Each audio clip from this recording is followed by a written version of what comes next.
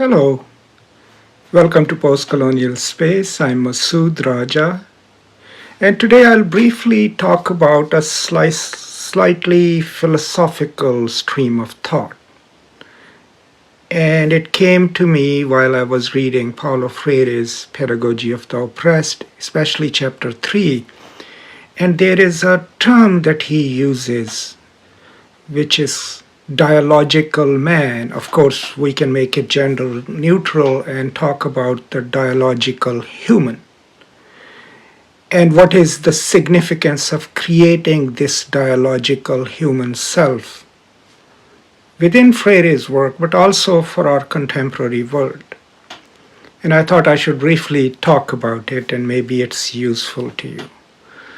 So in chapter 3, what he is talking about is that we need to construct a world in which dialogue is possible. And then he defines dialogue as a conversation amongst equals, a dialogue in which no one is on the top and someone is at the bottom, where everyone has an equal say in the process or act of communication. And then he goes on to qualify that. And for that, he then suggests certain attributes of a dialogical situation. So it has to be amongst the equals, right? Then it has to be based in love, based in trust of each other, and has to be involved amongst people who are capable of critical thought. And besides that, there are a few other attributes that he associates with dialogue. But I wanted to focus on love. Okay, and Freire further qualifies his idea of love, right? So what he says is it's not masochistic love in which there is a recipient and there is someone who visits their punishments on the body of the other, right? And it can't be narcissistic love where you're so filled with your own love that you don't care about the other. So the basic principle of defining life, but a dialogical self through love, would be love amongst the equals, and a kind of love that is not needy, that is not dependent upon the other, right? So that is something that acknowledges the humanity of the other, right? And then offers one's own humanity to that dialogical process.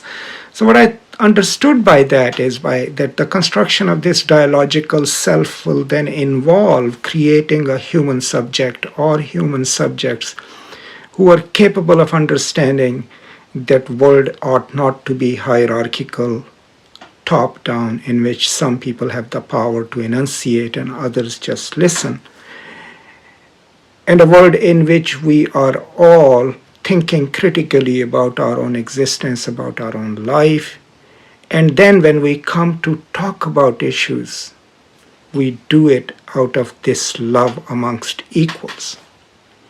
And I think that's an extremely significant insight for the political moment that we are in the United States, but elsewhere in the world too. You can see that in every culture and politics, there is increasing polarization. Polarization to a point that there are usually more than one sides to a conflictual or a political situation, and each side has their own echo chambers, their own silos, and they are caught within the web of their own self-righteousness. And there is no communication happening, there is no dialogue happening, because people on the extremes are not willing to leave the narcissistic selves and construct dialogical identities, dialogical selves that can come and talk to each other with respect, with trust, and with love. So I think beyond so many things that Freire teaches us about pedagogy and how to change the world, one important thing for us to learn is the construction of this dialogical self. And And then to remember the qualifiers, that it cannot be where I have all the answers and you just listen to me. It has to be a kind of dialogue guided by love and respect of the other as equal, right? And where while I am expecting you to hear me out, I am willing to hear you out as well, right?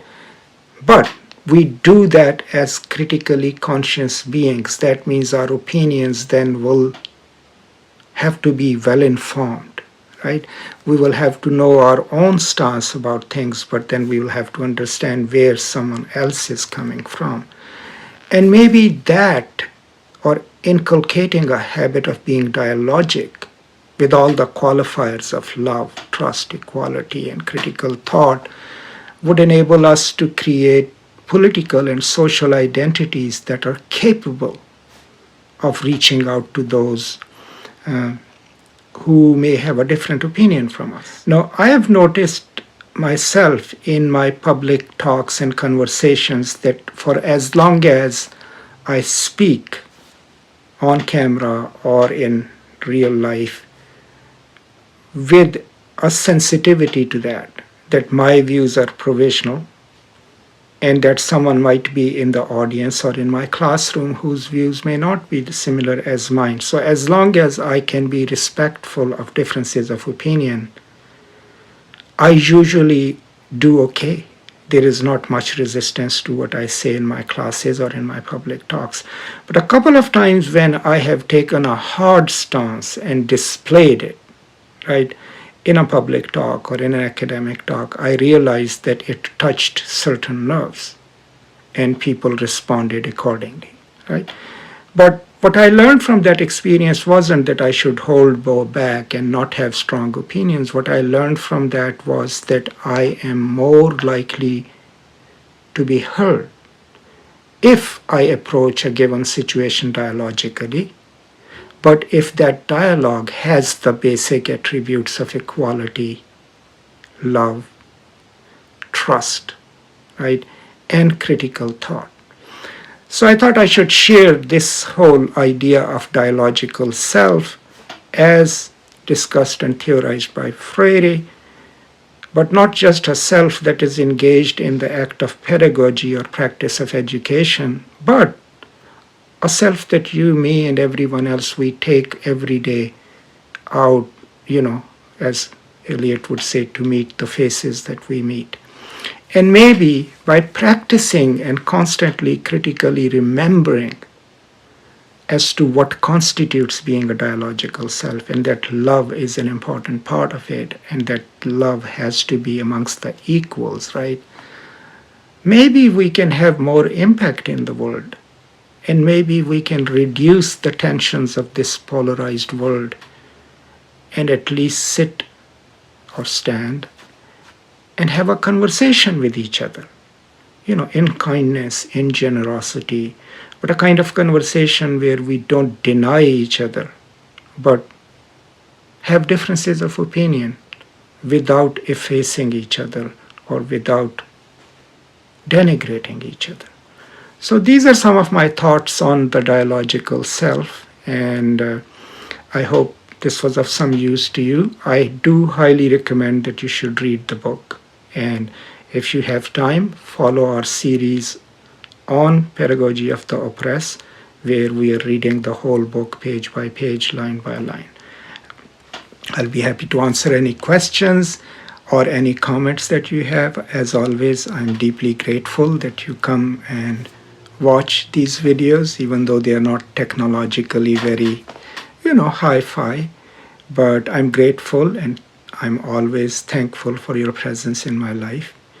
And I hope that you will keep coming back and watching these videos and sharing your ideas with me. That's all. Thank you so much. And as always, peace and love.